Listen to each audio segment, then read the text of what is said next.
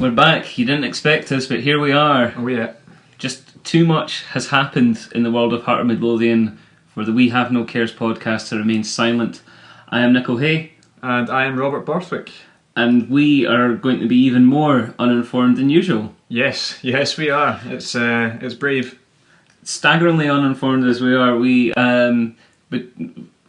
between the optimal amount of attendance that we could have had at Hearts games away to Livingston and Raith Rovers, we've hit 25% between the two of us. It's a solid percentage for any podcast, I think. Yeah. Unfortunately, as you may learn over the coming season, Robert and I are not the richest men. No, we're not. So we certainly have to pick and choose our away games. Yes. But wow, what a contrast between the two of them. Yes, indeed. So it began at Livingston, where I went, partly because I love Heart of Midlothian, and also because I'm from Livingston and could get a lovely cottage pie dinner at my mum's before kick-off, which was excellent. Thank you for asking. Good, that's great. I'm glad you enjoyed that part of the evening. Yes, that part of the evening specifically was fantastic. Yeah, I mean, did the cottage pie start well? Did it get stronger? Stronger as the pie went on, or? It was really interesting to see the way that the pie developed over the course of the meal. Like, I really think it showed some flashes of promise for the future. Good, that's great. It was a development pie, so we have to realise that. Yeah, I mean, like, the mince wasn't quite as strong as the tatties, but you have to expect that in such a makeshift pie. Indeed, yes. But I'm glad you got something from it, and that's all we wanted really from. Well, Robert, is this a clever metaphor for the Livingston game? It might be. Oh, look at that. It might be. Yeah. Yeah. Well, quite a lot of Hearts fans travelled to the historic Amond Vale Stadium, looking for another victory, another solid performance in our way to a silverware-filled season in the glorious Petrofac Training Cup. Robbie Nielsen had other ideas. Yes, he did. He decided to go with an under-12 side, which is an interesting tactic in any senior competition. But yeah, it's one of those things. He did say beforehand it was going to be a development squad, and it certainly was that. I think crucially though, he didn't say it very loudly, or he didn't say it quite as early before the game as perhaps some people would have liked. Yeah, I didn't have a problem with it.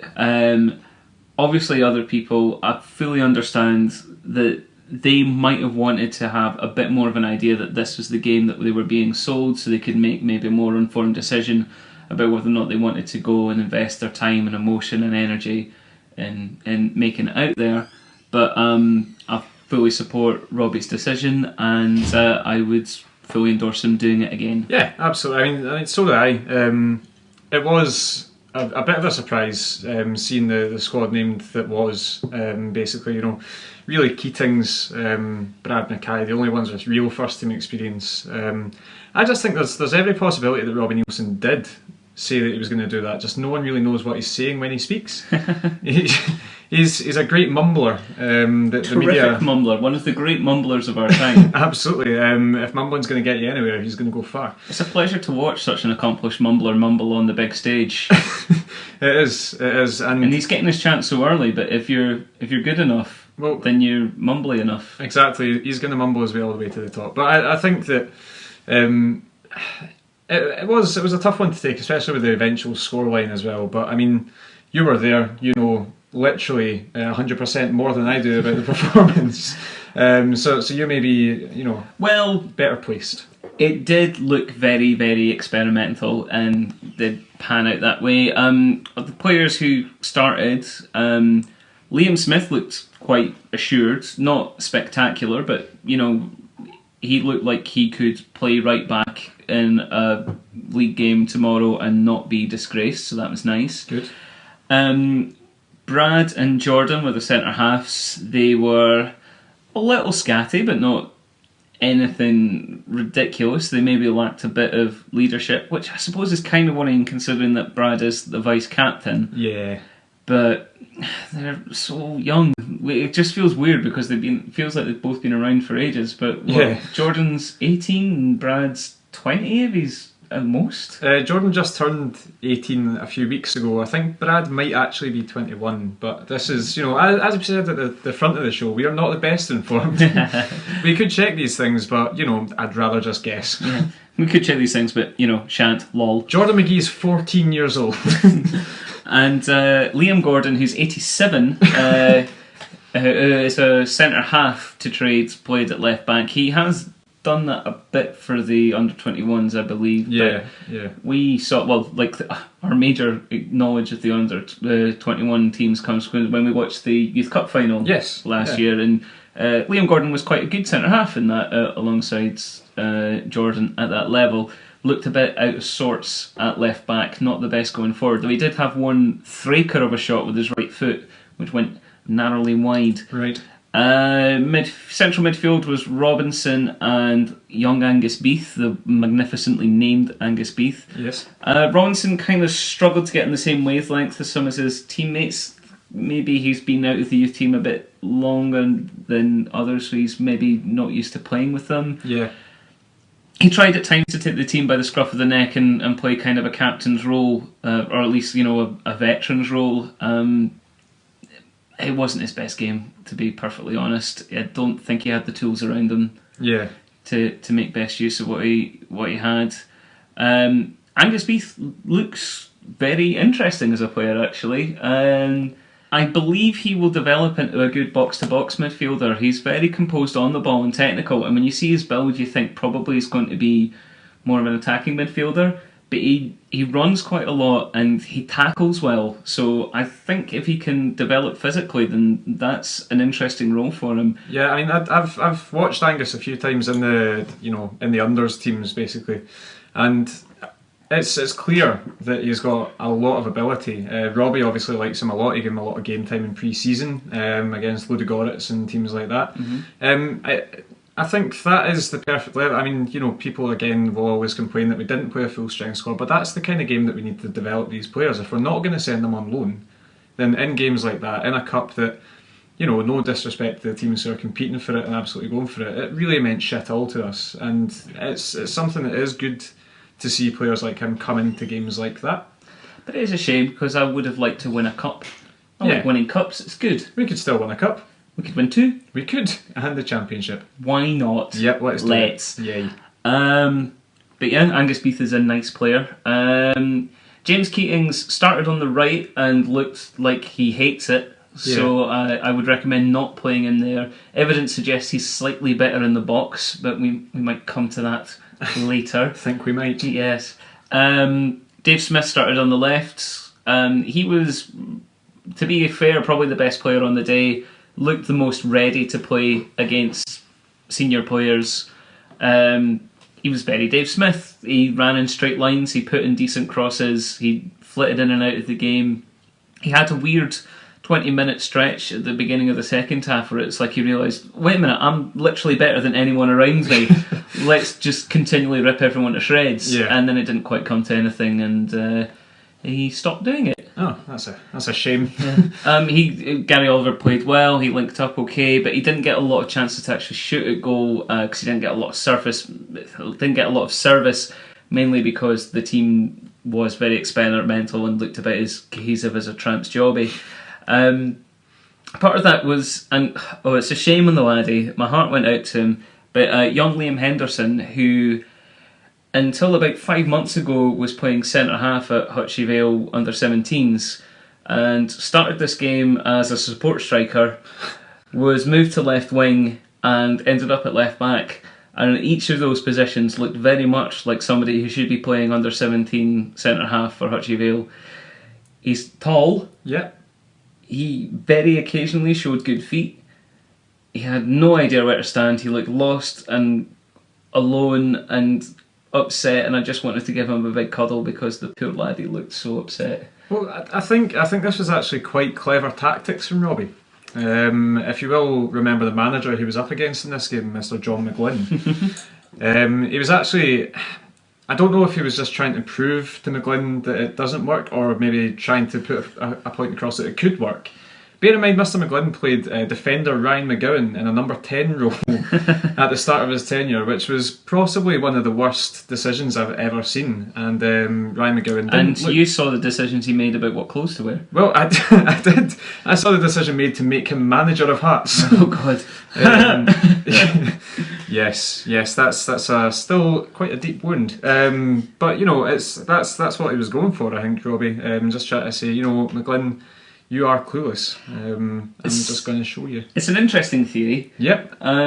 My counter theory might be that they've got this guy who's quite tall and reasonably skilled, and they don't know what his best position is yet. So let's try some things. Yeah, I mean that could be it, but it could be it. But you know what? You're right. It's not as likely. I absolutely much prefer my theory. Okay. There is one player who started and indeed played the entire game, which I've not mentioned yet, and that is Lee Hollis. Oh, I think for all you listeners out there, I described Lee Hollis as chubby and shit.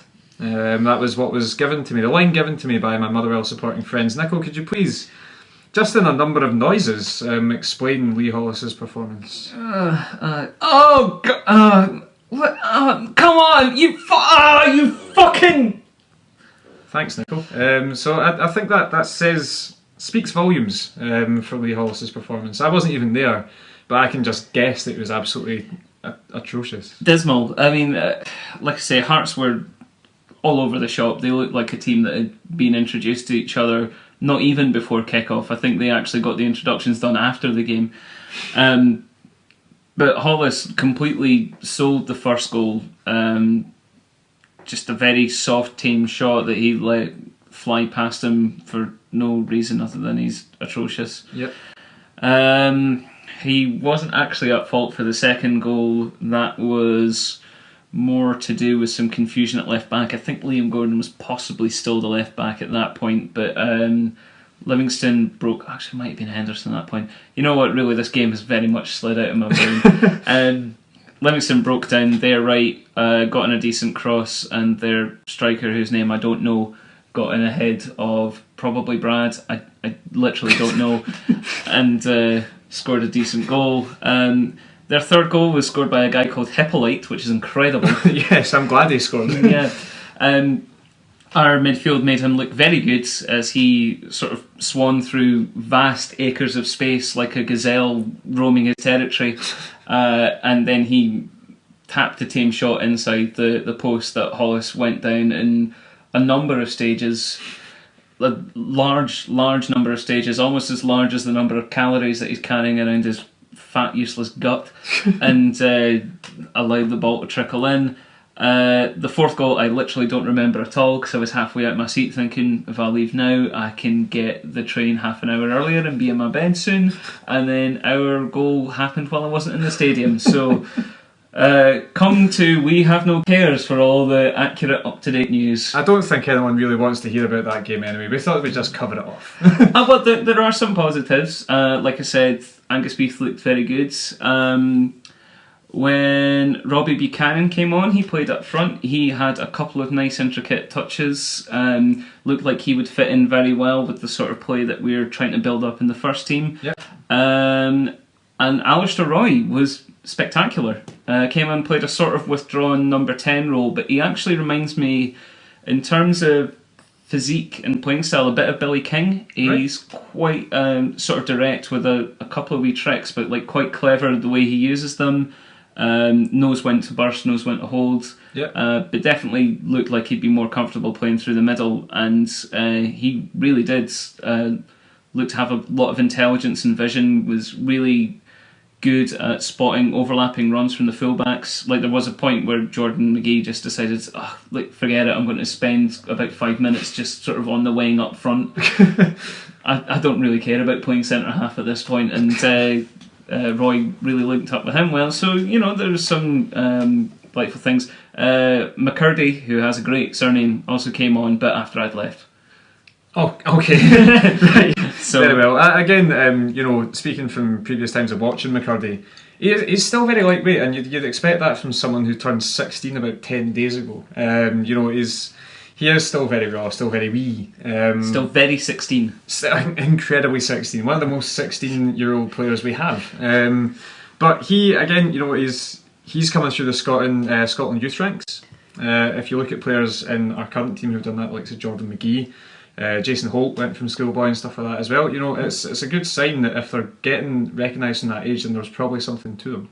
Nothing much else to say about that game. What happened next, Rob? Well, after that we decided to not field our under-12s and take actually a full-strength team to Kirkcaldy and play Raith Rovers on Saturday, and I believe it was a very decent result. I believe so. Again, we're even less informed about this one because neither of us went to Kirkcaldy, but we do have the luxury of some gorgeous extended highlights provided by Heart of Midlothian, courtesy of commentator Laurie Dunsire and the golden tones of Angus Heath on commentaries. What patter? He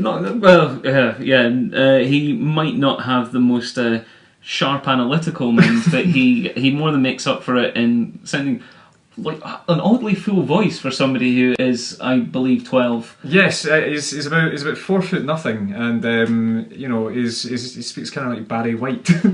But I would recommend checking out those highlights if you haven't, just to hear, like, Angus's reaction to all of our goals is go, yes.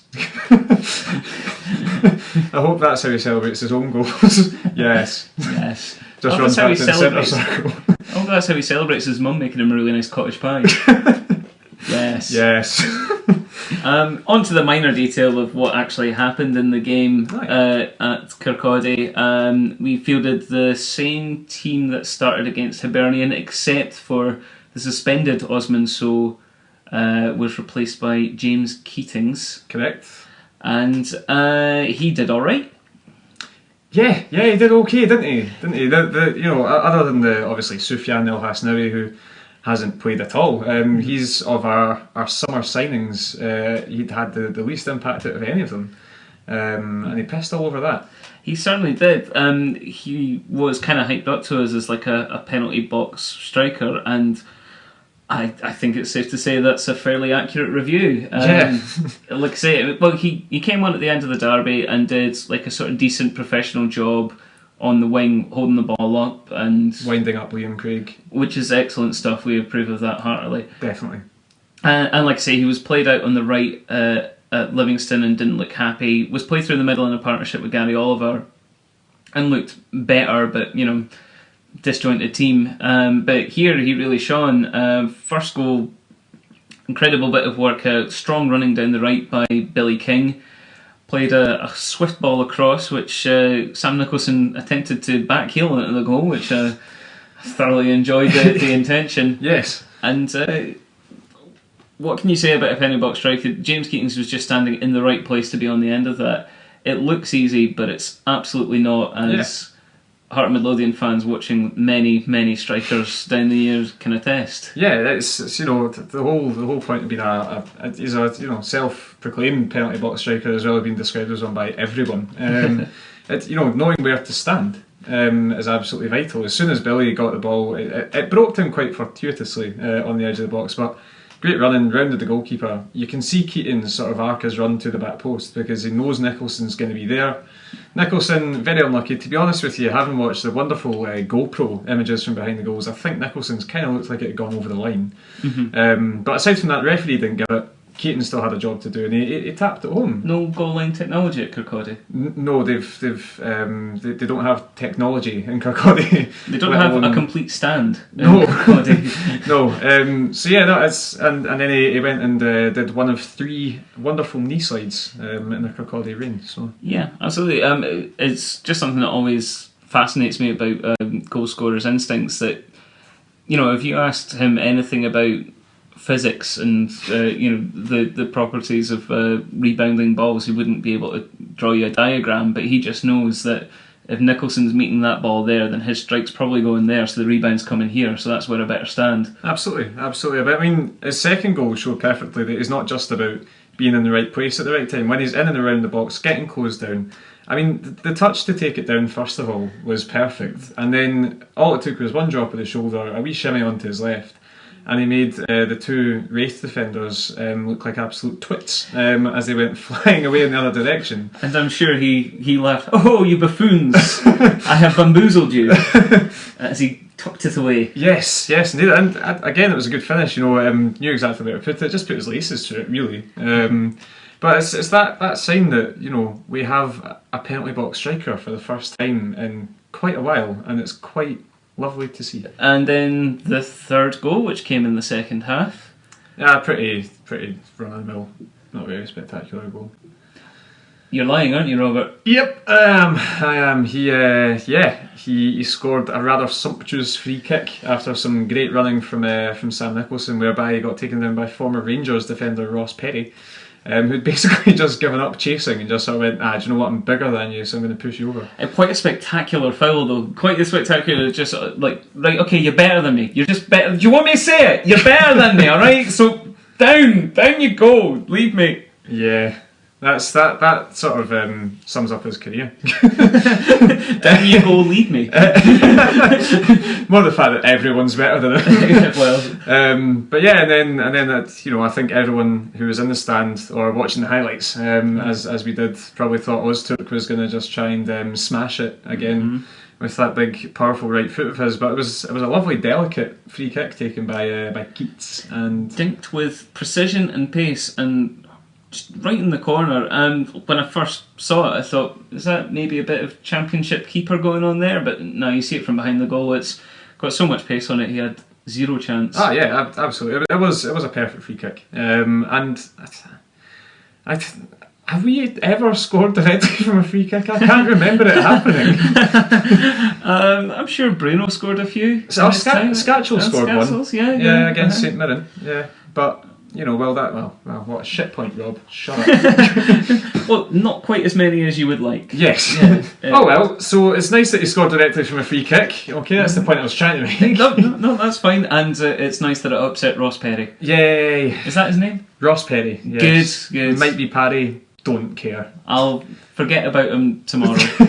And then later on, you wait 10 years for a penalty box striker to turn up, and then what do you know, you got two at once. Yes. Some intricate work down the left between Holt and Keatings, and it breaks to Gary Oliver. Yep. Was Keatings involved? Was he on the pitch at that No, point? it was Nicholson.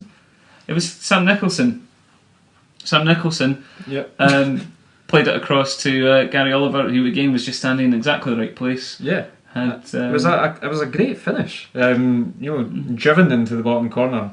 A lot's been said about his celebration and how angry he looked, but I don't think that really matters, to be honest with you. A lot of people are trying to make a lot of this and saying, he's upset at something, he's taking his chances. He scored again against Stenhousemuir now as well, so, leave the boy alone. Let the boy play. So those were the games, and it's nice that Hearts are now top of the league. Yes. That's been a while since Unbeaten. we've been able to say that, and like we were touching on last week, it looks like we're going to have a stretch here where we can really sort of impose ourselves upon some of the weaker teams in the league. Still got so many players to come back as well. That was I think 9 first team players out on Saturday. It was some big number anyway. So we've still got a bunch of guys to come back as well. And Raith Rovers we didn't even talk about Prince going down. That's true. Prince went down, he banged his knee. He did. There was some lovely football just before it and then just after it, but in the middle there was this big vortex of horribleness where Prince went down with a knee injury, and I don't think anyone said anything about whether it's long term or not. No, I don't think it is. It'll be precautionary, and he was replaced by Scott Robinson.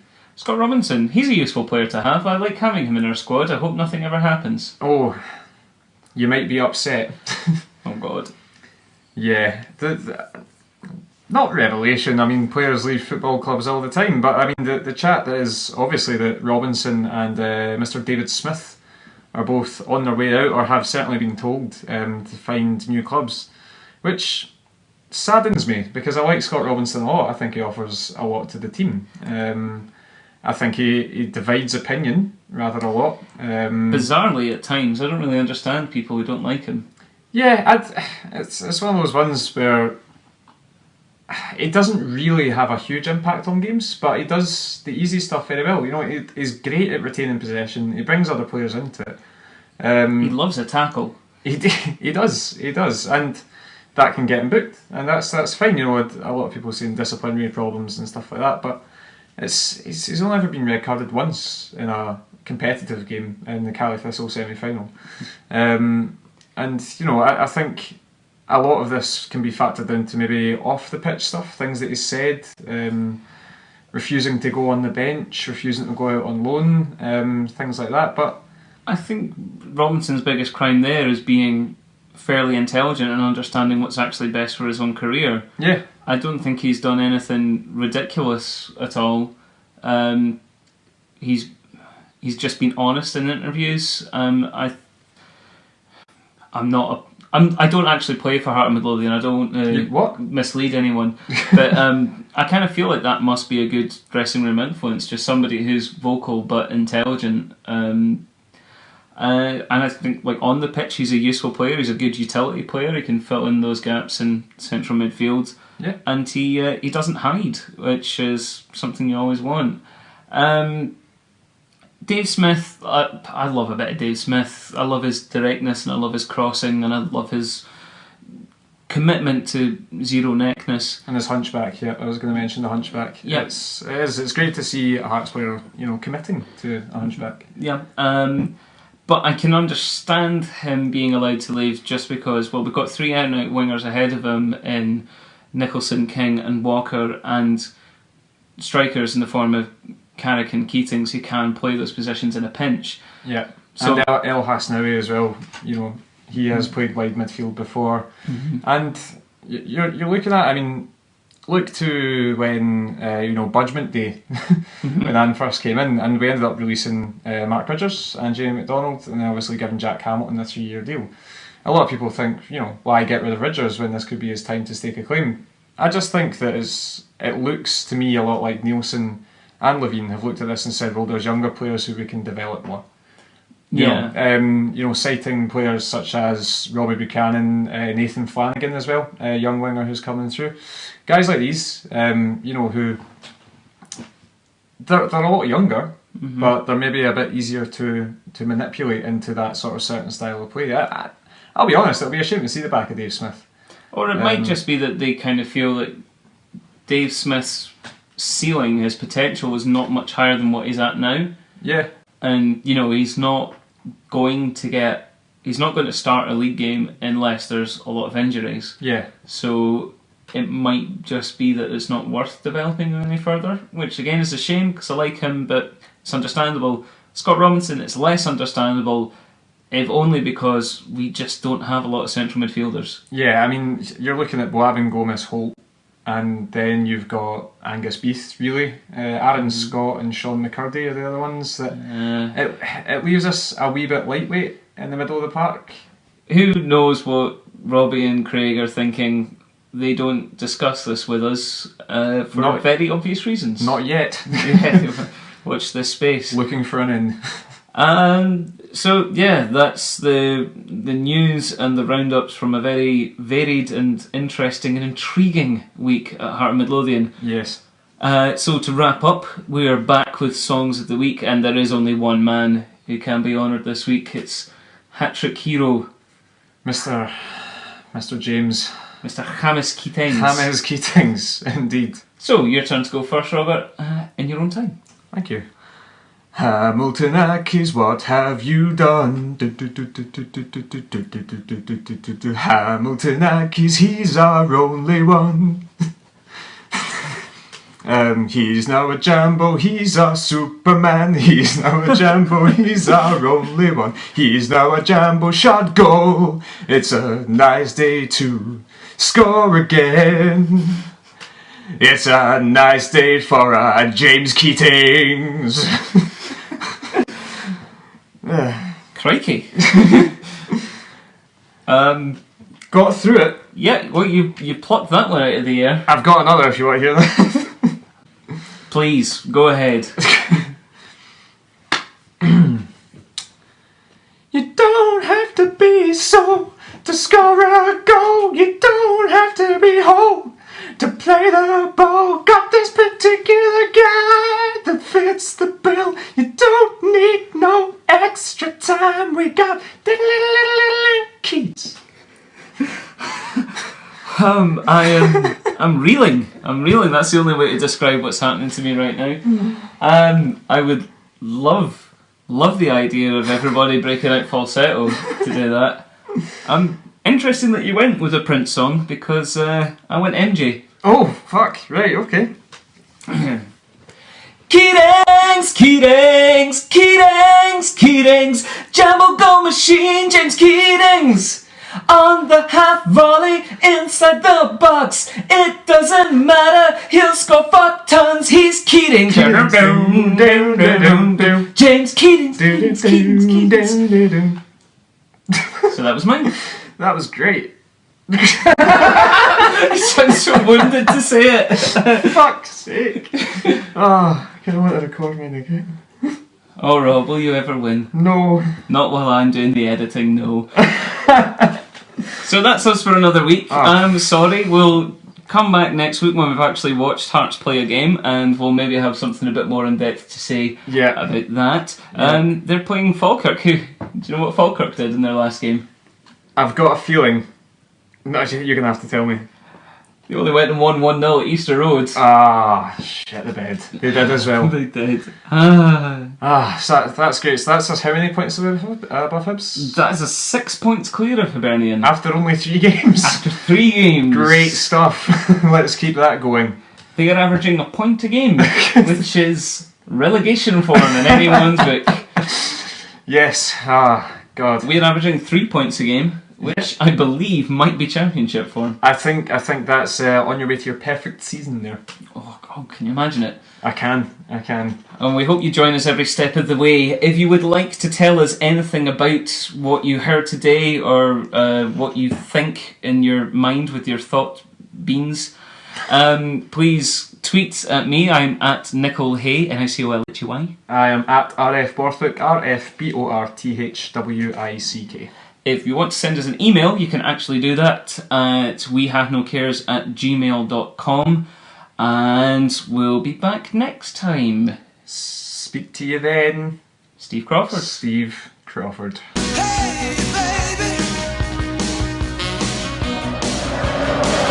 Amaruso, that's a run, it's a done!